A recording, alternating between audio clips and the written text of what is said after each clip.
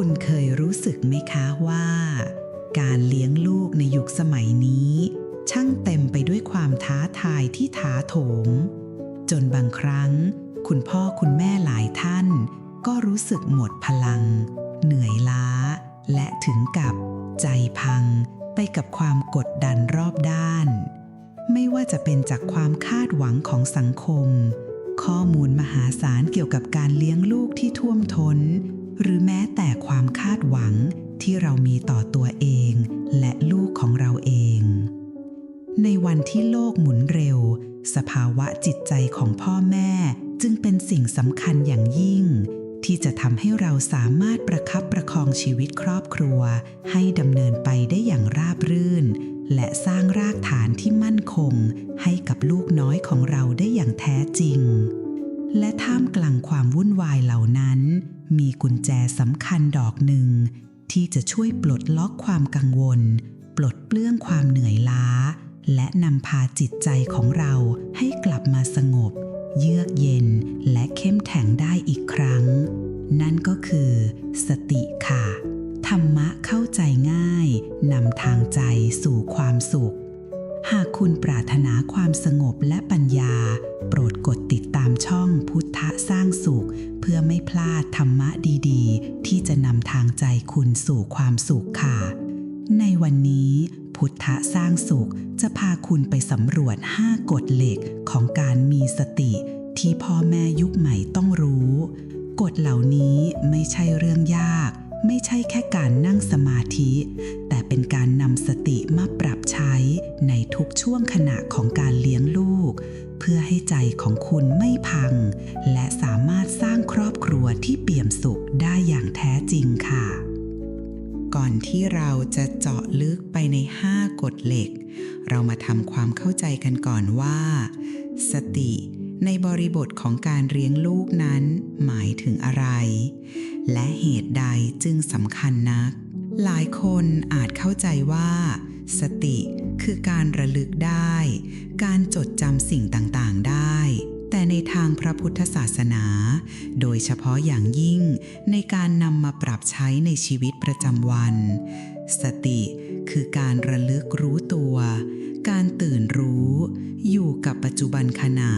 ไม่เผลอไผลไปกับอารมณ์ความคิดหรือสิ่งเร้ารอบตัวมันคือการรู้ว่าเรากำลังทำอะไรกำลังรู้สึกอะไร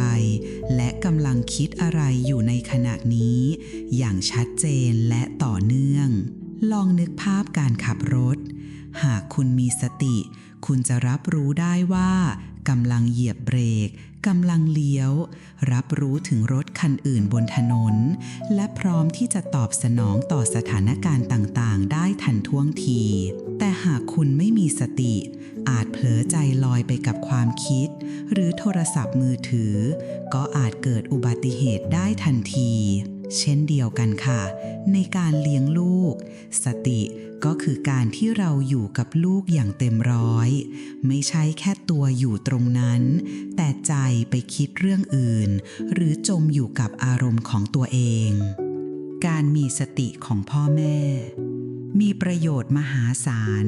ต่อทั้งตัวพ่อแม่เองลูกและบรรยากาศโดยรวมของครอบครัวค่ะประการแรกสติช่วยให้พ่อแม่สามารถลดการตอบสนองด้วยอารมณ์ชั่ววูบเมื่อลูกทำผิดดื้อหรือแสดงพฤติกรรมที่เราไม่พึงประสงค์หากเราไม่มีสติเราอาจพลั้งปากดุดด่าตำหนิหรือลงโทษด้วยความโกรธซึ่งมักจะนำไปสู่ความรู้สึกผิดภายหลังและสร้างบาดแผลในใจทั้งพ่อแม่และลูกแต่เมื่อเรามีสติเราจะสามารถหยุดคิดพิจารณาและเลือกตอบสนองด้วยเหตุผลและปัญญาได้ประการที่2สติช่วยให้พ่อแม่เข้าใจลูกมากขึ้นเมื่อเรามีสติเราจะสังเกตพฤติกรรมอารมณ์และความต้องการที่แท้จริงของลูกได้ละเอียดอ่อนขึ้นเราจะเริ่มเห็นว่าพฤติกรรมบางอย่างที่ดูเหมือนจะกวนใจอาจเป็นเพียงการแสดงออกถึงความต้องการบางอย่างที่ลูกยังไม่สามารถสื่อสารได้ หรือเป็นเพียงพัฒนาการตามวัยของเขาการเข้าใจนี้จะนำไปสู่การตอบสนองที่เหมาะสมและอ่อนโยนมากขึ้นประการที่ 3 สติช่วยสร้างบรรยากาศที่ดีในบ้านได้อย่างไม่น่าเชื่อค่ะเมื่อพ่อแม่มีความสงบมีสติลูกก็จะสัมผัสได้ถึงพลังงานที่ดีนั้นเด็กๆมักจะเป็นกระจกสะท้อนอารมณ์ของพ่อแม่หากพ่อแม่ใจเย็นลูกก็มักจะใจเย็นตามหากพ่อแม่มีสติลูกก็จะเรียนรู้การอยู่กับปัจจุบันและเติบโตเป็นผู้ใหญ่ที่มีความมั่นคงทางอารมณ์ในอนาคตเรามักจะได้ยินคำกล่าวที่ว่าการลงทุนในตัวเองคือการลงทุนที่ดีที่สุดในบริบทของการเลี้ยงลูกการมีสติของพ่อแม่ก็เปรียบเสมือนการลงทุนที่ให้ผลตอบแทนอันยิ่งใหญ่แก่ทั้งครอบครัวและลูกหลานการที่เราดูแลจิตใจของตัวเองด้วยสติไม่ใช่การเห็นแก่ตัวแต่คือการสร้างฐานที่แข็งแกร่งที่สุดเพื่อที่จะเป็นเสาหลักที่มั่นคงให้กับทุกคนในบ้านค่ะเพราะเมื่อพ่อแม่ใจไม่พังครอบครัวก็จะมีสุขและลูกก็จะเติบโตขึ้นในสภาพแวดล้อมที่เต็มไปด้วยความรักความเข้าใจและความสงบมาถึงกฎเหล็กข้อแรกที่เป็นรากฐานสำคัญของการเลี้ยงลูกด้วยสตินั่นคือสติในการรับรู้อารมณ์ของตัวเองหลายครั้งที่เราพลั้งเผลอตอบสนองลูกด้วยความโกรธความหงุดหงิดหรือความเหนื่อยล้านั่นเป็นเพราะเราไม่ได้สังเกตเห็นอารมณ์เหล่านั้นที่กำลังก่อตัวขึ้นในใจของเราเองลองสำรวจดูนะคะว่าเหตุใดบางครั้งเราถึงได้อารมณ์เสียง่ายกับการเลี้ยงลูกบ่อยครั้งต้นต่อไม่ได้อยู่ที่พฤติกรรมของลูกเพียงอย่างเดียวแต่อยู่ที่สภาพจิตใจของเราในขณะนั้นค่ะความเหนื่อยล้าสะสมการนอนไม่พอภาระงานที่หนักอึ้งอาจทำให้เรามีทั้งความอดทนที่เล็กลงมากความเครียดจากปัจจัยภายนอกปัญหาที่ทำงานปัญหาการเงินหรือความสัมพันธ์อื่นๆก็ส่งผลต่ออารมณ์เราได้ความคาดหวังที่ไม่สมหวังเมื่อลูกไม่เป็นไปตามที่เราคิดไม่เชื่อฟังหรือไม่ทำอย่างที่เราสอนเราก็อาจผิดหวังและโกรธได้การยึดติดในสิ่งต่างๆเราอาจยึดติดกับความเป็นระเบียบเรียบร้อยความเงียบสงบหรือการควบคุมทุกอย่างได้เมื่อสิ่งเหล่านี้ถูกทำลายลงโดยพฤติกรรมของลูกก็ทำให้เราหงุดหงิดเมื่อเราตระหนักรู้ถึงต้นตอเหล่านี้เราจะเริ่มเข้าใจว่าอารมณ์ของเราไม่ได้เกิดจากลูก100%เสมอไปแต่เกิดจากปัจจัยภายนอกมารวมกันต่างหากหัวใจของการมีสติในการรับรู้อารมณ์ของตัวเองคือการหยุดชั่วขณะก่อนที่เราจะแสดงปฏิกิริยาใดๆออกไปสมมุติว่าคุณกำลังรู้สึกหงุดหงิดที่ลูกทำน้ำหกเลอะเทอะแทนที่จะรีบตะคอกให้ลองทำสิ่งเหล่านี้ชั่วขณะหยุดการกระทำหยุดคำพูดที่กำลังจะหลุดออกไปหายใจลึกๆหายใจเข้าออกช้าๆสัก 2-3 ครั้งเพื่อดึงจิตกลับมาอยู่กับลมหายใจและปัจจุบันสังเกตรับรู้ถึงความรู้สึกที่เกิดขึ้นในร่างกายและจิตใจของคุณเช่นความร้อนเผาที่ใบหน้าเสียงที่อยากจะตวาดความคับข้องใจในอกเพียงแค่รับรู้ไม่ต้องตัดสินว่าดีหรือไม่ดีถามตัวเองตอนนี้ฉันกำลังรู้สึกอะไรอารมณ์นี้เกิดขึ้นจากอะไรถ้าฉันตอบสนองตอนนี้จะเกิดผลอะไรตามมาการฝึกฝนง่ายๆแบบนี้บ่อยๆจะช่วยให้เราสร้างช่องว่างระหว่างสิ่งเร้าลูกทำผิดกับการตอบสนองของเราซึ่งในช่องว่างนั้นเอง เราจะมีโอกาสเลือกตอบสนองได้อย่างมีสติไม่ใช้อารมณ์พาไปเรามาดูตัวอย่างสถานการณ์จริงที่พ่อแม่มักเจอและการนำสติเข้ามาช่วยรับรู้อารมณ์ของตัวเองกันค่ะสถานการณ์หนึ่งลูกดื้อไม่เชื่อฟังคำพูดซ้ำๆไม่ได้ผลปัญหาปกติพ่อแม่รู้สึกโกรธโมโหหงุดหงิดซ้ำๆที่ลูกไม่ทำตามและมักลงเอยด้วยการตะคอกหรือลงโทษวิธีแก้ด้วยสติเมื่อลูกดื้อลองหยุดสักครู่สังเกตความโกรธที่กำลังปะทุขึ้นในใจหายใจลึกๆแล้วบอกตัวเองว่าฉันกำลังรู้สึกโกรธที่ลูกไม่เชื่อฟังเพียงแค่รับรู้ไม่ต้องไปจมอยู่กับมันเมื่ออารมณ์เริ่มสงบลงเล็กน้อยคุณจะสามารถพูดคุยกับลูกด้วยน้ำเสียงที่นิ่งขึ้นและสื่อสารเหตุผลได้อย่างมีประสิทธิภาพมากกว่าการใช้อารมณ์สถานการณ์ 2 เหนื่อยล้าจากการเลี้ยงลูกจนหมดแรงและหงุดหงิดง่ายปัญหาปกติพ่อแม่รู้สึกอ่อนล้านอนน้อยพักผ่อนไม่พอทำให้ขีดจำกัดความอดทนต่ำลงและหงุดหงิดกับเรื่องเล็กน้อยได้ง่ายวิธีแก้ด้วยสติก่อนจะระเบิดอารมณ์ใส่ลูกให้หยุดและตระหนักรู้ถึงความเหนื่อยล้าของตัวเองลองบอกตัวเองว่าฉันเหนื่อยจังและยอมรับความรู้สึกนั้นจากนั้นอาจจะหาเวลาพักสั้นๆเช่นไปเข้าห้องน้ำหายใจลึกๆหรือหาโอกาสขอให้คนในบ้านช่วยดูแลลูกชั่วคราวเพื่อให้คุณได้พักและกลับมาพร้อมสติอีกครั้งการยอมรับและจัดการกับความเหนื่อยล้าของตัวเองเป็นสิ่งสำคัญมากค่ะการฝึกรับรู้อารมณ์ของตัวเองอยู่เสมอจะทำให้คุณเป็นพ่อแม่ที่ใจเย็นขึ้น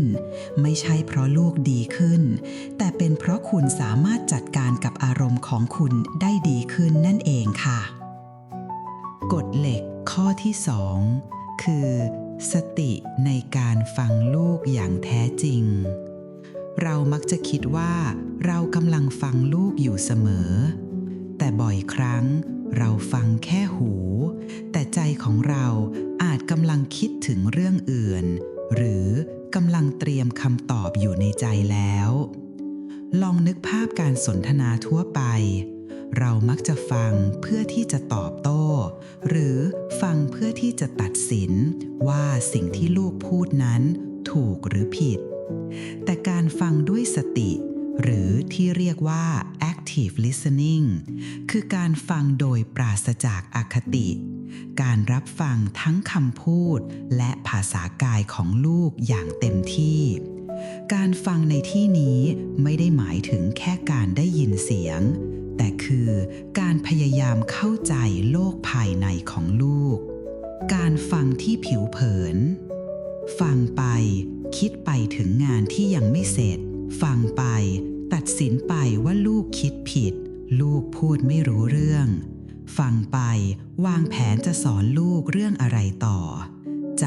ไม่อยู่กับเรื่องราวที่ลูกเล่าการฟังด้วยสติหยุดทุกสิ่งที่ทำหันมาสบตาลูกตั้งใจฟังทุกคำพูดน้ำเสียงและภาษากายของลูกพยายามทำความเข้าใจความรู้สึกเบื้องหลังคำพูดนั้นไม่ตัดสินไม่ขับจังหวะไม่รีบให้คำแนะนำอยู่กับปัจจุบันขณะที่ลูกกำลังสื่อสารกับเรามีอุปสรรคหลายอย่างที่ทำให้เราไม่สามารถฟังลูกได้อย่างแท้จริงค่ะความคิดของเราเองเรามักจะมีชุดคิดความเชื่อหรือประสบการณ์ของเราเองอยู่ในใจเมื่อลูกพูดอะไรที่ไม่ตรงกับสิ่งที่เราคิดเราก็อาจปิดใจที่จะรับฟังหรือรีบตัดสินทันทีความรีบเร่งในชีวิตที่เร่งรีบเราอาจรู้สึกว่าไม่มีเวลาพอที่จะนั่งฟังลูกอย่างละเอียดเราจึงมักจะรีบสรุปหรือรีบให้คำแนะนำให้เพื่อให้จบไปการตัดสินเราอาจมีแนวโน้มที่จะตัดสินพฤติกรรม หรือคำพูดของลูกว่าดีหรือไม่ดี ถูกหรือผิด แทนที่จะพยายามเข้าใจเหตุผลเบื้องหลังอคติและอารมณ์หากเรากำลังมีอารมณ์ไม่ดีหรือมีอคติกับลูกในเรื่องใดเรื่องหนึ่งก็จะทำให้เราฟังลูกด้วยใจที่ไม่เป็นกลางมาดูตัวอย่างการนำสติมาใช้ในการฟังลูกอย่างแท้จริงกันค่ะสถานการณ์หนึ่งลูกงอแงหรือเล่าเรื่องราวที่ดูไร้สาระในสายตาผู้ใหญ่ปัญหาปกติพ่อแม่มักจะรำคาญหงุดหงิดหรือบอกให้ลูกหยุดงอแงหยุดพูดเรื่องไร้สาระวิธีแก้ด้วยสติเมื่อลูกเริ่มงอแงหรือพยายามเล่าเรื่องอะไรบางอย่างที่ดูเป็นเรื่องเล็กน้อยสำหรับเราให้คุณวางสิ่งที่ทำลงสบตาลูกย่อตัวลงให้อยู่ในระดับเดียวกับเขาแล้วใช้สติฟังลูกอย่างตั้งใจไม่ว่าเรื่องที่ลูกเล่าจะฟังดูเล็กน้อยแค่ไหนหรือการงอแงนั้นจะฟังดูน่ารำคาญเพียงใดลองมองเข้าไปในดวงตาของลูกสังเกตสีหน้าท่าทางรับรู้ว่าเขากำลังต้องการอะไรจากเราการฟังด้วยใจแบบนี้จะทำให้ลูกรู้สึกว่าตัวเองมีคุณค่าได้รับการยอมรับและอาจหยุดงอแงได้เร็วกว่าที่คุณคิดสถานการณ์2ลูกแสดงอารมณ์รุนแรงร้องไห้หนักมากกรีดร้องหรือปาของปัญหาปกติพ่อแม่มักจะตกใจโกรธหรือสั่งให้ลูกหยุดทันทีวิธีแก้ด้วยสติในช่วงเวลาที่ลูกแสดงอารมณ์รุนแรงสิ่งแรกที่พ่อแม่ควรทำคือฟังอารมณ์ของลูกอย่างสงบแม้จะเป็นเสียงที่ดังหรือพฤติกรรมที่ไม่น่ารักก็ตามให้ใช้สติรับรู้ถึงเสียงร้อง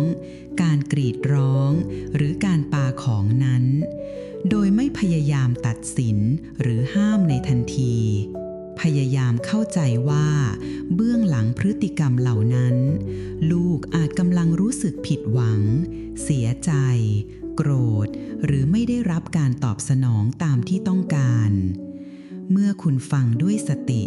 คุณจะสามารถโอบกอดลูกหรือใช้คำพูดที่แสดงความเข้าใจในอารมณ์ของเขาเช่นแม่รู้ว่าหนูเสียใจมากพ่อรู้ว่าหนูโกรธการฟังและยอมรับอารมณ์ลูกเป็นสิ่งสำคัญอย่างยิ่งในการช่วยให้ลูกรู้จักจัดการอารมณ์ตัวเองในอนาคตการฟังด้วยสติคือการเปิดประตูสู่โลกภายในของลูกและสร้างความผูกพันที่ลึกซึ้งยิ่งขึ้นค่ะกฎเหล็กข้อที่3สติในการตอบสนองอย่างมีปัญญาไม่ใช้อารมณ์หลังจากเราได้ฝึกรับรู้อารมณ์ของตัวเองและฝึกฟังลูกอย่างแท้จริงแล้วกฎเหล็กข้อที่3คือสติในการตอบสนองอย่างมีปัญญาไม่ใช้อารมณ์นี่คือจุดที่ความเข้าใจและสติปัญญาจะถูกนำมาใช้ในการกระทำจริงเพื่อสร้างผลลัพธ์ที่ดีที่สุดต่อลูกและตัวเราเองกฎเหล็กข้อที่1และ2เป็นการสร้างช่องว่างให้เราได้หยุดและรับรู้ซึ่งช่องว่างนี้เองที่เป็นโอกาสทองให้เราได้เลือกไม่ใช่แค่จะตอบสนองแต่จะตอบสนองอย่างไรก่อนมีสติสิ่งเร้าลูกทำผิดอารมณ์โกรธตอบสนองตะคอกลงโทษทันทีเมื่อมีสติสิ่งเร้าลูกทำผิดหยุดหายใจรับรู้อารมณ์เลือกตอบสนองด้วยปัญญาเหตุผลความเมตตาการฝึกสติทำให้เรามีอิสระที่จะเลือกไม่ใช่เป็นทาสของอารมณ์เทคนิคสำคัญในการตอบสนองอย่างมีสติคือการฝึกหยุดก่อนที่จะลงมือทำหรือพูดอะไรออกไป แม้เพียงเสี้ยววินาทีก็มีความหมายค่ะเมื่อเกิดสถานการณ์ที่ทำให้คุณรู้สึกไม่พอใจหรือหงุดหงิดกับลูกแทนที่จะรีบพูดหรือทำในทันทีลองทำตามนี้หยุดนิ่งชั่วขณะไม่ต้องรีบร้อนหายใจเข้าลึกๆหายใจออกช้าๆพร้อมรับรู้อาการทางกายที่เกิดขึ้นเช่นหัวใจเต้นเร็วมือเกร็งสังเกตว่าในใจคุณกำลังคิดอะไรอยู่อารมณ์อะไรกำลังเกิดขึ้นถามตัวเองสิ่งที่ฉันกำลังจะพูดหรือทำจะช่วยแก้ปัญหาได้จริงหรือสิ่งที่ฉันกำลังจะพูดหรือทำจะส่งผลต่อความสัมพันธ์กับลูกอย่างไรในระยะยาวมีวิธีอื่นที่ดีกว่านี้ไหมการตั้งคำถามเหล่านี้จะช่วยให้คุณดึงตัวเองออกจากอารมณ์ชั่วคราวและกลับมาใช้เหตุผลและปัญญาได้มาดูตัวอย่างการนำสติมาใช้ในการเลือกตอบสนองต่อลูกอย่างมีปัญญาค่ะสถานการณ์ 1. ลูกทำผิดซ้ำๆหรือทำลายข้าวของโดยไม่ตั้งใจปัญหาปกติพ่อแม่มักจะตำหนิด้วยความโกรธทำไมถึงไม่ระวังเลยซุ่มซ่ามอยู่เรื่อยวิธีแก้ด้วยสติเมื่อเห็นลูกทำผิดซ้ำๆหรือทำของเสียหายแทนที่จะตำหนิด้วยอารมณ์ให้หยุดหายใจรับรู้อารมณ์หงุดหงิดของตัวเองจากนั้นค่อยตอบสนองด้วยความเมตตาและเหตุผลเช่นลูกรักพ่อแม่เข้าใจว่าลูกไม่ได้ตั้งใจแต่ของชิ้นนี้สำคัญมากเรามาช่วยกันแก้ไขหรือทำความสะอาดกันนะหรือพ่อแม่เห็นว่าลูกกำลังพยายามอยู่ลองทำช้าลงอีกนิดนะการตอบสนองที่นุ่มนวลแต่หนักแน่นจะช่วยให้ลูกเรียนรู้จากความผิดพลาดโดยไม่รู้สึกถูกทำให้อับอายหรือกลัวสถานการณ์ 2. ลูกทะเลาะกันรุนแรงหรือพี่น้องแย่งของเล่นกันปัญหาปกติพ่อแม่มักจะรีบเข้าไปตัดสินว่าใครผิดใครถูกหรือสั่งให้หยุดทันทีวิธีแก้ด้วยสติเมื่อเห็นลูกทะเลาะกันแทนที่จะรีบเข้าไปตัดสินหรือห้ามด้วยเสียงดังให้หยุดและสังเกตสถานการณ์สังเกตอารมณ์ของตนเองที่อาจจะหงุดหงิดหรือรำคาญจากนั้นค่อยเข้าไปไกล่เกลี่ยด้วยความสงบโดยเริ่มจากการฟังความคิดเห็นของทั้งสองฝ่ายอย่างเป็นกลางและชวนให้พวกเขาหาทางออกร่วมกันหรือสอนวิธีเจรจาต่อรองการตอบสนองที่เปี่ยมด้วยสติจะสอนให้ลูกเรียนรู้การแก้ไขความขัดแย้งอย่างสร้างสรรค์สถานการณ์ 3. ลูกร้องไห้เอาแต่ใจในที่สาธารณะปัญหาปกติพ่อแม่รู้สึกอับอายโกรธอยากให้ลูกหยุดร้องทันทีวิธีแก้ด้วยสติความรู้สึกอับอายเป็นเรื่องธรรมดาให้หยุดและรับรู้อารมณ์นั้นจากนั้นหันมาใช้สติกับลูกแทนที่จะตวาดหรือใช้กำลังบังคับให้เข้าไปหาลูกย่อตัวลงสบตารับฟังความต้องการที่แท้จริงของเขาแล้วค่อยๆพูดคุยด้วยน้ำเสียงที่สงบและมั่นคงบอกให้เขารู้ว่าคุณเข้าใจความรู้สึกแต่พฤติกรรมแบบนี้ไม่เหมาะสมและเสนอทางเลือกอื่นให้การตอบสนองแบบนี้จะช่วยให้ลูกรู้สึกปลอดภัยและค่อยๆสงบลงได้เองการมีสติในการตอบสนองจะช่วยเปลี่ยนจากปฏิกิริยาอัตโนมัติที่มักนำมาซึ่งความเสียใจให้กลายเป็นการกระทำที่มีเป้าหมายและนำมาซึ่งผลลัพธ์ที่ดีกว่าเสมอค่ะกฎเหล็กข้อที่ 4 สติในการจัดการความคาดหวังต่อลูกกฎเหล็กข้อที่ 4 คือสติในการจัดการความคาดหวังต่อลูกนี่คือจุดที่พ่อแม่จำนวนมาก ต้องเผชิญกับความท้าทายเพราะบ่อยครั้งความทุกข์ใจในการเลี้ยงลูกไม่ได้มาจากพฤติกรรมของลูกโดยตรงแต่มาจากความคาดหวังที่เรามีต่อลูกเราทุกคนต่างมีความคาดหวังไม่ว่าจะเป็นความคาดหวังต่อตัวเองผู้อื่นหรือแม้กระทั่งลูกของเราความคาดหวังเหล่านี้อาจมีที่มาที่ไปแตกต่างกันไปความคาดหวังจากสังคมลูกต้องเรียนเก่งต้องเป็นเด็กดีต้องมีความสามารถพิเศษความคาดหวังจากประสบการณ์ส่วนตัวเราเคยทำได้ดีในเรื่องนี้ลูกก็ควรจะทำได้ดีเช่นกันความคาดหวังที่จะเติมเต็มเราอาจเคยมีความฝันที่ไม่สำเร็จและอยากให้ลูกมาเติมเต็มความฝันนั้นแทนเราความคาดหวังเหล่านี้มักจะแฝงอยู่ในความคิดของเราโดยที่เราไม่รู้ตัวจนเมื่อลูกไม่เป็นไปตามที่เราหวังความผิดหวังความหงุดหงิดและความเครียดก็จะตามมาและลูกก็ต้องแบกรับภาระของความคาดหวังเหล่านั้นด้วยเช่นกันการฝึกสติจะช่วยให้เราตระหนักรู้ถึงความคาดหวังเหล่านี้และช่วยให้เราสามารถปล่อยวางความคาดหวังที่บีบรัดได้ตระหนักรู้ใช้สติสำรวจใจตัวเองว่าเรา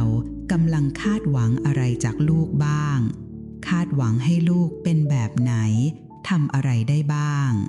ตั้งคำถามความคาดหวังเหล่านั้นมาจากไหนมันเป็นความต้องการของลูกจริงๆหรือเป็นความต้องการของเรายอมรับความจริง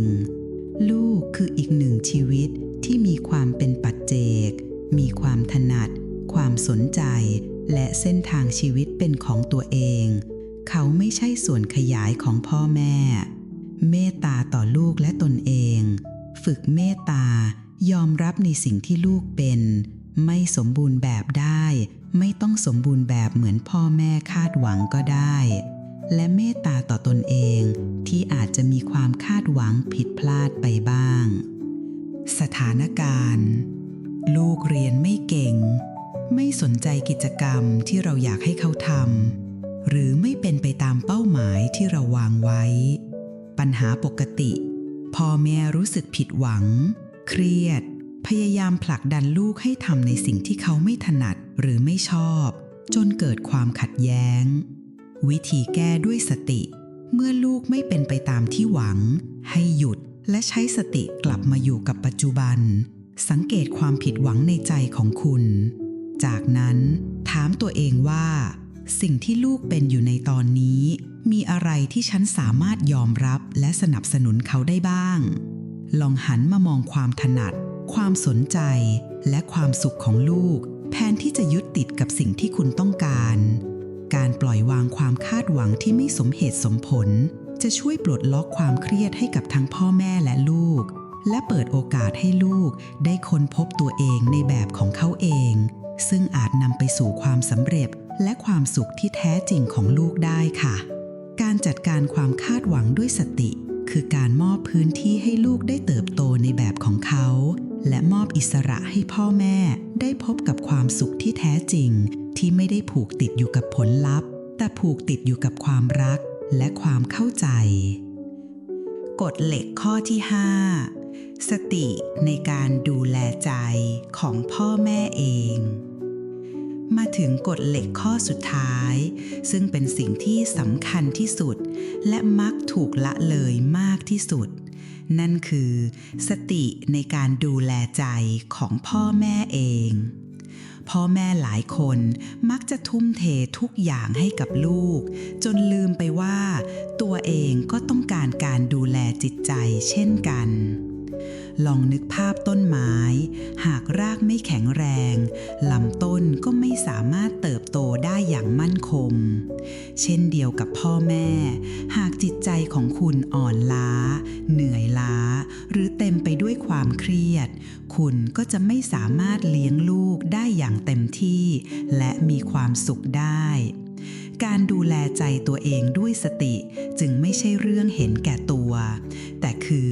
การสร้างรากฐานที่แข็งแกร่งให้กับทั้งตัวคุณลูกและครอบครัว เมื่อพ่อแม่มีใจที่สงบมีพลังลูกก็จะได้รับพลังงานที่ดีนั้นไปด้วย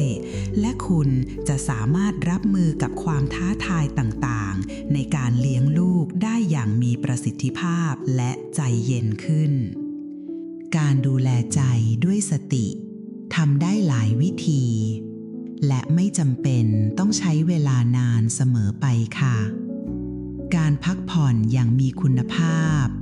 ใช้สติรับรู้ถึงความเหนื่อยล้าของร่างกายและจิตใจและอนุญาตให้ตัวเองได้พักผ่อนอย่างเพียงพอ